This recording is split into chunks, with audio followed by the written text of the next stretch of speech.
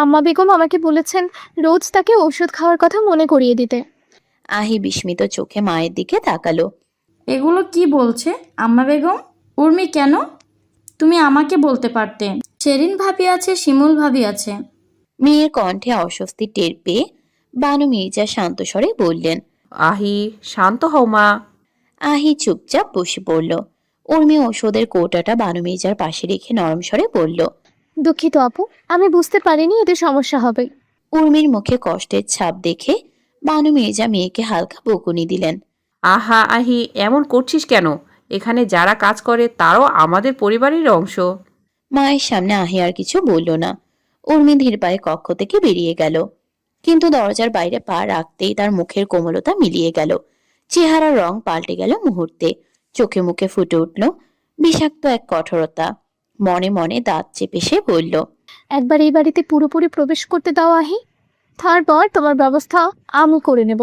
সোফায় বসে দ্বিতীয় নাম্বারের সিগারেটের প্যাকেটটাও শেষ করলো কায়ান। আপাতত তার উপরে শরীর অনাবৃত। সামনে সেলিনের ক্লান্ত অবসন্ন দেহ।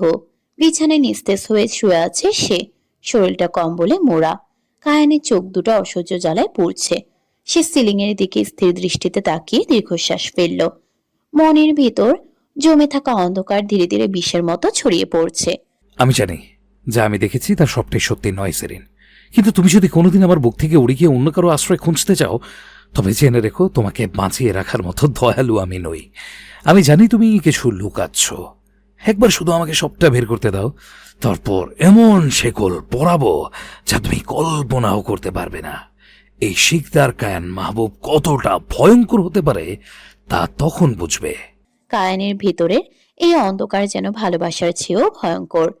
তার ভালোবাসা আর অধিকার বোধের সীমারেখা অনেক আগেই মুছে গেছে। এখন সেখানে শুধু এক অদ্ভুত ডার্ক অবসেশন, যেখানে সেলিন তার পৃথিবীর কেন্দ্র, আবার তার ধ্বংসের কারণও। ভাবতে ভাবতেই সোফায় শুয়ে ঘুমিয়ে পড়ল কায়ান। পরদিন সকালে জানালা ভেদ করে এক ফালি রোদ ঘরে ঢুকতেই সেলিনের ঘুম ভাঙল। সে ধীরে ধীরে আড়মোড়া ভাঙল। শরীরের ব্যথা অনেকটাই কমে এসেছে। কিভাবে কমলো সে জানে না। হয়তো কায়ান রাতেই তাকে ওষুধ খাইয়ে দিয়েছিল।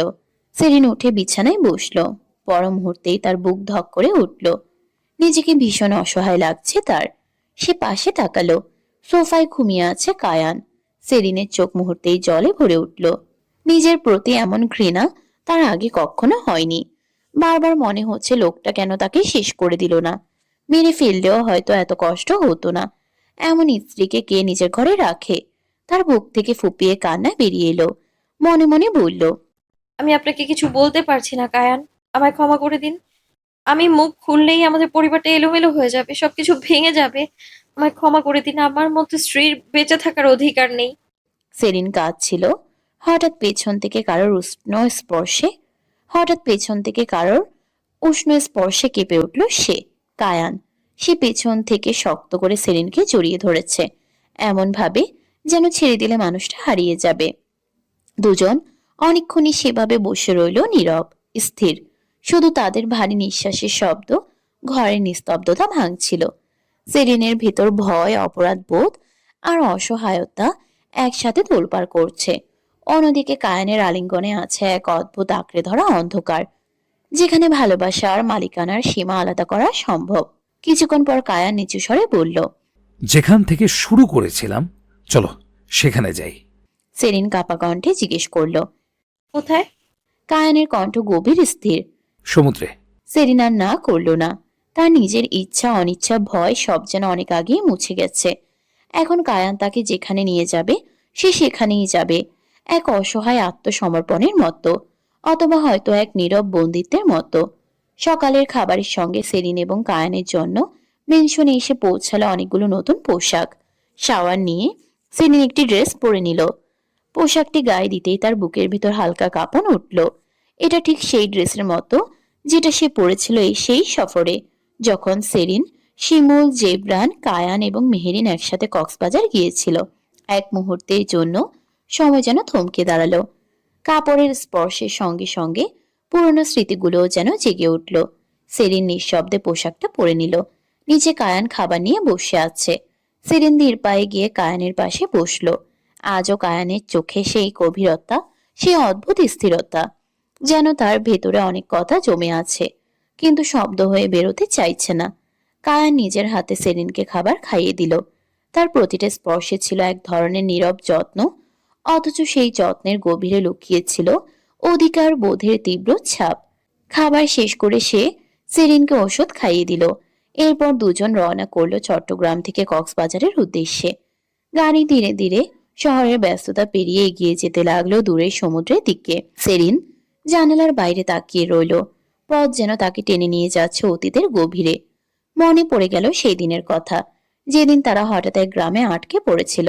সে অপ্রত্যাশিত থেমে যাওয়া থেকেই শুরু হয়েছিল তাদের গল্প। প্রেমের প্রথম সূচনা, দুজন মানুষের হৃদয়ের অদৃশ্য বন্ধন। জীবনের কত অধ্যায় না পার করে এসেছে সে। তাদের বিয়ের বয়স খুব বেশি না হলেও এই ভালোবাসা পূর্ণতা পাওয়ার আগেই সেরিনকে সহ্য করতে হয়েছে অসংখ্য ঝড়। ভালোবাসা কখনো তাকে আশ্রয় দিয়েছে, কখনো শ্বাসরুদ্ধ করে তুলেছে। সব স্মৃতি যেন একসাথে সুখ আর বিষাদের রং মেখে ফিরে আসে। সেরিন ধীরে একটি দীর্ঘশ্বাস ফেলল। চট্টগ্রাম থেকে কক্সবাজারের রাস্তা বরাবর গাড়ি এগিয়ে চলেছে। পাহাড়ি আঁকাবাঁকা পথ, এক পাশে সবুজে মোড়া টিলা, অন্য পাশে দূরে প্রসারিত আকাশ। পাহাড়ের বুক চিরে তৈরি হওয়া রাস্তা যেন প্রকৃতির বুকে আঁকা এক দীর্ঘ কবিতা। কোথাও সারি সারি রাবার গাছ, কোথাও ঘন সবুজ বন, কোথাও ছোট ছোট গ্রাম, যেখানে সকালের আলোয় টিনের ছাদ চিকচিক করছে। দূরে কুয়াশার আবরণে পাহাড়গুলো নরম ধূসর রঙে মিশে গেছে। রাস্তার ধারে নাম না জানা বুনো ফুল বাতাসে দুলছে। মাঝে মাঝে লবণাক্ত হওয়ার আভাস এসে জানান দিচ্ছে সমুদ্র আর খুব দূরে নেই। কায়ান গাড়ির জানালা নামিয়ে দিল। বাইরের দমকা হাওয়া মুহূর্তেই ভেতরে ঢুকে সেরিনের চুলগুলো এলোমেলো করে দিল। তার অবাধ্য চুল উড়ে এসে বারবার কায়ানের চোখে মুখে লাগছে। সেরিন নিজের চুলগুলো বাঁধতে চাইতেই কায়ান বাম হাতে তার হাত চেপে ধরল। সেরিন বিস্মিত চোখে তাকালো কায়ানের দিকে। কায়ানের কণ্ঠ নিচু গভীর, অথচ আশ্চর্য কোমল। বেঁধো না, ওভাবেই থাকুক। সেরিন আর কিছু জিজ্ঞেস করল না। তার অবাধ্য চুলগুলো বাতাসে ভেসে বারবার এসে পড়ছে কায়ানের মুখে। কিন্তু কায়ান একবারের জন্য বিরক্ত হলো না, বরং সে এলোমেলো চুলের স্পর্শ যেন তাকে এক অদ্ভুত প্রশান্তি দিচ্ছে। যেন সে এই বিশৃঙ্খল সৌন্দর্যটুকু অনুভব করতে চায়, নিজের ভিতর জমিয়ে রাখতে চায়। বাম হাতে এখনো সেরিনের হাত ধরা, আঙ্গুলের ফাঁকে আঙ্গুল গেঁথে আছে শক্ত করে, এমন ভাবে যেন পৃথিবীর কোনো শক্তি এই হাতছাড়া করতে পারবে না। সেরিন ধীরে মাথা ঘুরিয়ে আবার জানালার বাইরে তাকালো। তার চোখে চিকচিক করছে অদ্ভুত এক আবেশ। আর কায়ান সেভাবেই ড্রাইভ করতে থাকলো কক্সবাজারের উদ্দেশ্যে, সমুদ্রের দিকে, সেই জায়গায় যেখানে একসময় তাদের গল্প শুরু হয়েছিল। হয়তো আবারও সেখানেই লেখা হবে তাদের সম্পর্কের নতুন কোনো অধ্যায়। সমুদ্র এক শান্ত বাতাসের তট, নিস্তব্ধতা যেন চারিপাশ জুড়ে এক অপার্থিব আবরণ বিছিয়ে রাখে।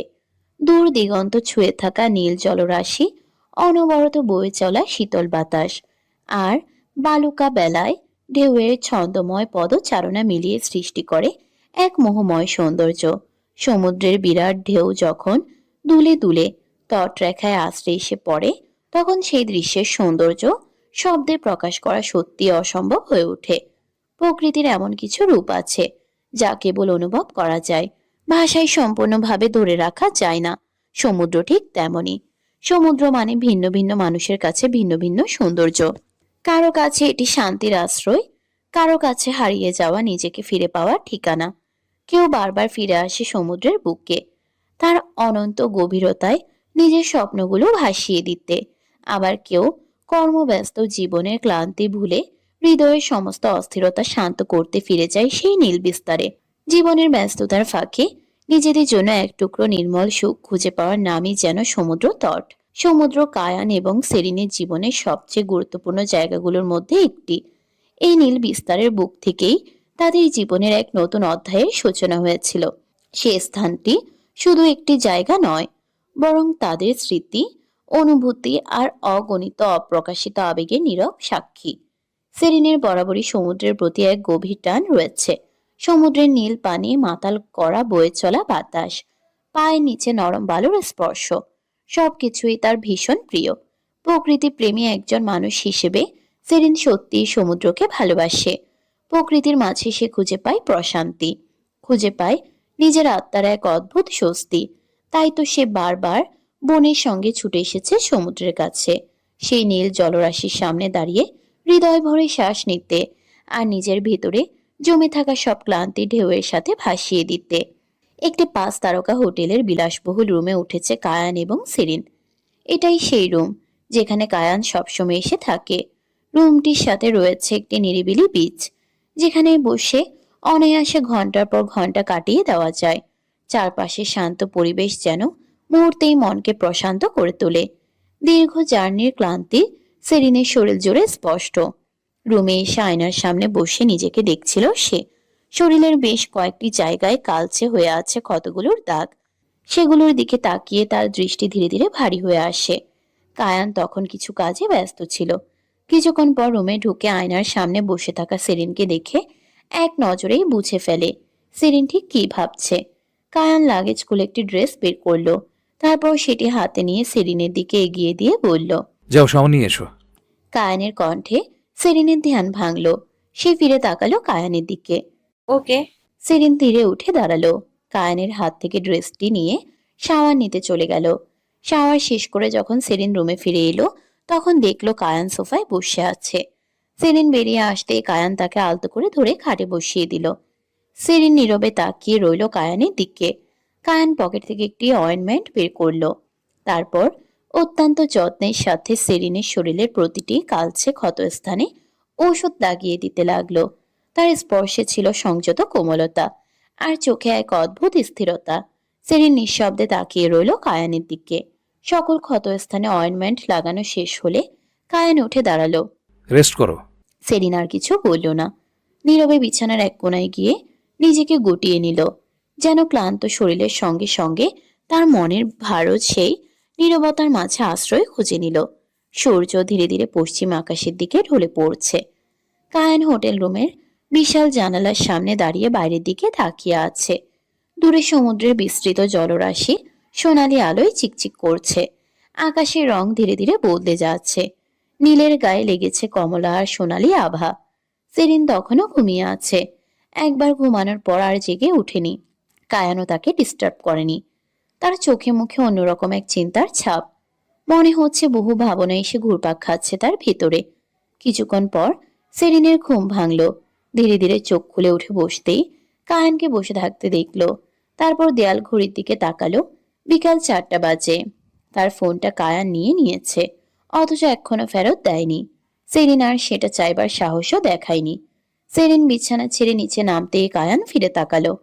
উঠে গেছো? হ্যাঁ। চলো লাঞ্চ করে নেই। সেরিন মাথা নাড়িয়ে ওয়াশরুমে চলে গেল। কিছুক্ষণ পর সেরিন একটি সাদা ড্রেস পরে বেরিয়ে এলো। সাদা পোশাকে তাকে অদ্ভুত নির্মল লাগছে। কায়ানও পরে নিয়েছে সিম্পল একটি সাদা টি শার্ট এবং ফর্মাল প্যান্ট। দুজনকে পাশাপাশি দেখতে যেন শান্ত অথচ গভীর এক ফ্রেমের মতো লাগছিল। সেরিন এবং কায়ান রুম থেকে বেরিয়ে গেল। কায়ান তাকে কক্সবাজারের একটি সুন্দর রেস্টুরেন্টে নিয়ে এলো। জায়গাটি যেন সৌন্দর্যের এক আলাদা রাজ্য। চারপাশে সারি সারি উঁচু নারকেল গাছ মাথা উঁচু করে দাঁড়িয়ে আছে। গাছের কাণ্ড জুড়ে আর ডালপালায় ঝুলছে রং বেরঙের ছোট ছোট লাইট, যেগুলো সন্ধ্যার আগমনী আলোয় জোনাকির মতো ঝিলমিল করছে। হালকা সমুদ্রের বাতাস ভেসে এসে খাবারের ঘ্রাণের সঙ্গে মিশে এক মনোমুগ্ধকর আবহ তৈরি করেছে। দূরে ঢেউয়ের মৃদু শব্দ শোনা যাচ্ছে, যেন প্রকৃতি নিজেই নীরব সুর তুলেছে। সেরিনের মনটা একটু ভালো হয়ে গেল। কায়ান সেরিনের পছন্দ মতো সব খাবার অর্ডার করলো। সকাল থেকে তেমন কিছু খাওয়া হয়নি, পেটে প্রচন্ড ক্ষুধা। তাই সেরিন একে একে সব খাবারই খেয়ে ফেললো। খাওয়া শেষ করে দুজন বিচ সাইডে হাঁটতে গেল। কায়ান সেরিনের হাতটা শক্ত করে ধরে রেখেছে। এই বিচটা সম্পূর্ণ ফাঁকা, কোথাও কাউকে দেখা যাচ্ছে না, শুধুমাত্র কায়ান এবং সেরিন এখানে। সেরিন সামনে তাকিয়ে দেখলো সমুদ্রের বিশাল বুকের সামনে নীল আকাশ জুড়ে সূর্য কমলা রঙের আভা ছড়িয়ে দিচ্ছে। সন্ধ্যার আলো ধীরে ধীরে নরম হয়ে আসছে। ঢেউগুলো তীরে এসে আছড়ে পড়ে আবার ফিরে যাচ্ছে। প্রতিটি ঢেউয়ের গায়ে সূর্যের শেষ আলো ঝলমল করছে। আকাশে কমলা, গোলাপি আর হালকা বেগুনি মিশেলে এক অপার্থিক রঙের ক্যানভাস তৈরি হয়েছে। বাতাস অনবরত এসে তাদের ছুঁয়ে যাচ্ছে, চুল এলোমেলো করে দিচ্ছে, পোশাকের প্রান্ত উড়িয়ে দিচ্ছে। পুরো দৃশ্যটা যেন জীবন্ত কোনো ছবির মতো সুন্দর।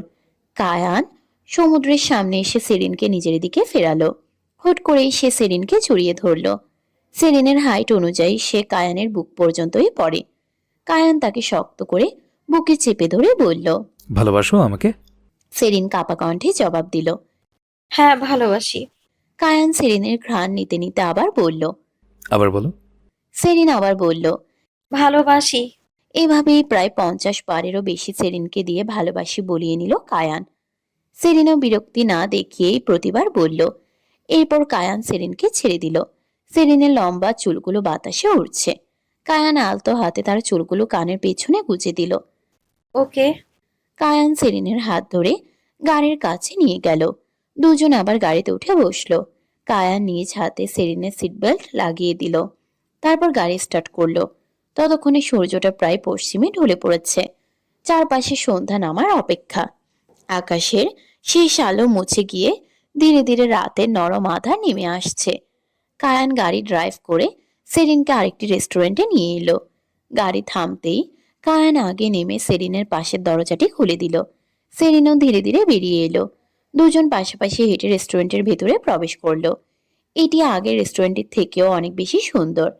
চারপাশে সাজসজ্জায় ছিল রাজকীয় আভিজাত্য। নরম আলোয় পুরো জায়গাটা যেন রহস্যময় এক আবরণে ঢাকা। সমুদ্রের বাতাস ভেসে আসছে, কিন্তু সেই বাতাসেও যেন অদ্ভুত এক শীতলতা মিশে আছে। কায়ান সেরিনের হাত ধরে ভেতরে নিয়ে এলো।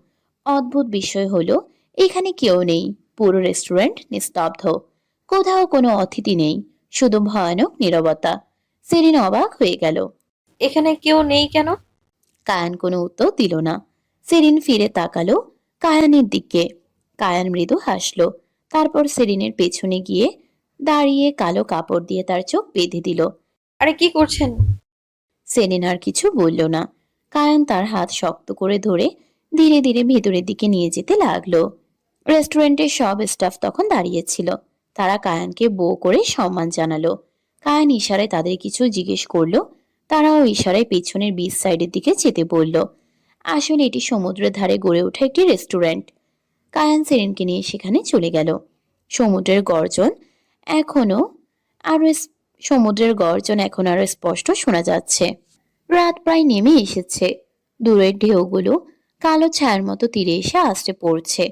বাতাসে লবণের গন্ধের সঙ্গে মিশে আছে অজানা আতঙ্ক। কায়ান ধীরে ধীরে সেরিনের চোখের বাঁধন খুলে দিল। চোখ খুলতেই সেরিনের মুখের হাসি মুহূর্তেই মিলিয়ে গেল।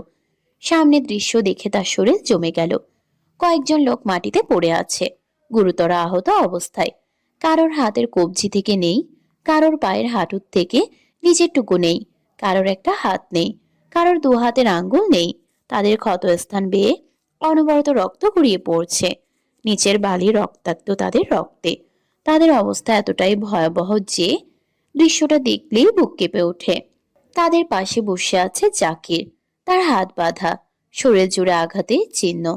দেখে স্পষ্ট বোঝা যাচ্ছে তার উপর ভয়ঙ্কর নির্যাতন চালানো হয়েছে। সেরিনের মনে হলো তার আত্মা যেন শরীর ছেড়ে বেরিয়ে যেতে চাইছে। তার নিঃশ্বাস আটকে এলো। কাঁপতে কাঁপতে সে নিজের মুখে হাত চাপা দিয়ে কায়ানের দিকে তাকালো। কিন্তু কায়ানের দৃষ্টি সম্পূর্ণ স্বাভাবিক, যেন এসব তার কাছে খুবই সাধারণ দৃশ্য।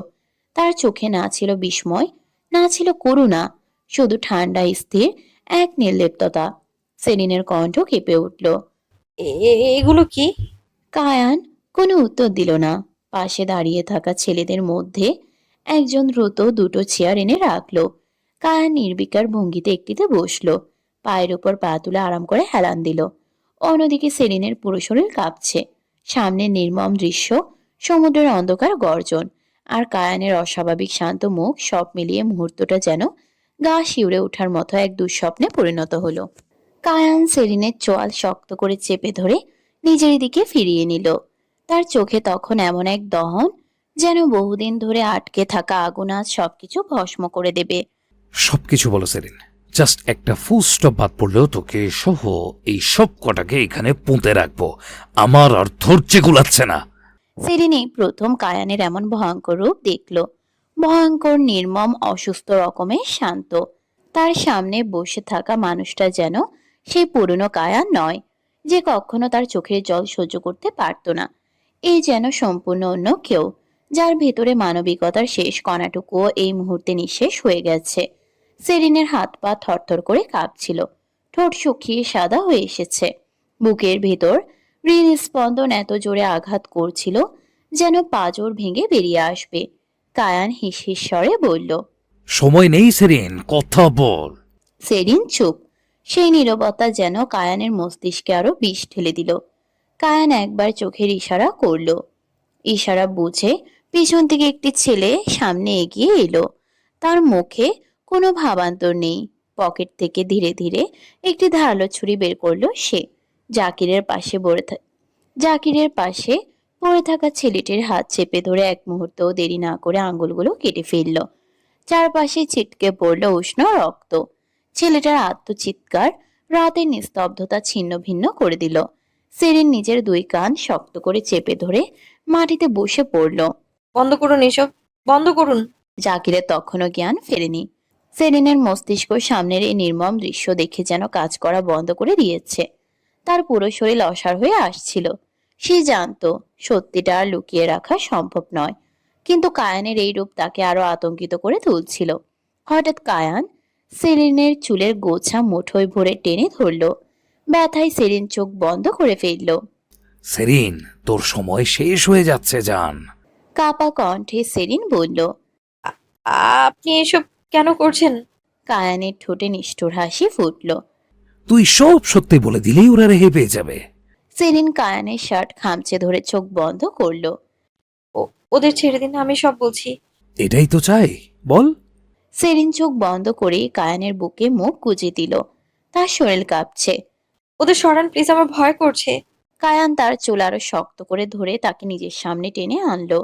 I say, tell me the fucking truth, damn! আমি একটাকেও সরাবো না যতক্ষণ না সব সত্যি বলছিস। সমুদ্রের ঠান্ডা বাতাস এই সময় সেরিনের শরীরকে আরো শীতল করে তুলছিল। রাত গভীর, চারদিকে নিস্তব্ধ। দূরে কালো সমুদ্র অন্ধকার গিলে নিয়ে বারবার উত্তাল ঢেউ তুলে তীরে আছড়ে পড়ছে। পানির কুলকুল শব্দ নয়, বরং আস্তা শোনাচ্ছে মৃত্যুর আগমনী বার্তার মতো। লবণাক্ত বাতাস শরীর ছুঁয়ে যাচ্ছে ধারালো ছুরির ফলার মতো। আকাশে চাঁদ আছে, কিন্তু মেঘের আড়ালে তার আলো আজ ফ্যাকাশে। প্রকৃতিও যেন আজ এই ভয়ঙ্কর সত্যের সাক্ষী। সেরিনের শরীর ঠান্ডায় জমে আসছে। বাতাসে তার চামড়া শিরশির করে উঠছে, কিন্তু বাইরের শীতের চেয়ে ভেতরের আতঙ্ক হাজার গুণ বেশি। সে মাথা নিচু করে ফেলল। কায়ান এবার নিজের বুকের সঙ্গে সেরিনের মাথাটা চেপে ধরল। সেরিন কাপা কণ্ঠে বলতে শুরু করলো। শিমুলাপুর বেবি না হওয়ার পেছনে কোনো সাধারণ কারণ নেই। কথাগুলো বলতেই তার গলা আটকে গেল, চোখ বেয়ে গড়িয়ে পড়ল জল। শিমুলাপুকে রেপ করা হয়েছিল। এই একটি বাক্য যেন চারপাশের বাতাসকেও জমিয়ে দিল। যে কথাটা আপু, মা, বাবা সবাই আপনাদের থেকে লুকিয়েছে, শিমুলাপুকে রেপ করেছিল ওই নরপিশাচ। সেরিন কাঁদছিল, প্রতিটি শব্দ তার গলা ছিঁড়ে বেরিয়ে আসছিল। সেদিন শুধু তার সম্মান না, তার পুরো জীবন শেষ হয়ে গিয়েছিল সেই জানোয়ারের পাশবিক নির্যাতনে। আপুর জরায়ুতে এমন ক্ষতি তৈরি হয় যা আর কখনো ঠিক হয়নি। ডাক্তার সোজা বলে দিয়েছিল আপু কোনোদিনও মা হতে পারবে না। সমুদ্রের ঢেউ এসে আশ্রে পড়ল। মনে হলো প্রকৃতিও যেন ব্যথায় কেঁপে উঠল। শিমুলাপু আগেই জানতো সব। আমি বলেছিলাম এর বিরুদ্ধে কঠিন পদক্ষেপ নিতে, ওকে শাস্তি দিতে, কিন্তু মা বাবা থামিয়ে দেন। তারা বলেছিলেন সমাজের মানুষ কি বলবে। সেরিন তিক্ত হাসলো। সেই হাসিতে ছিল শুধুই যন্ত্রণা।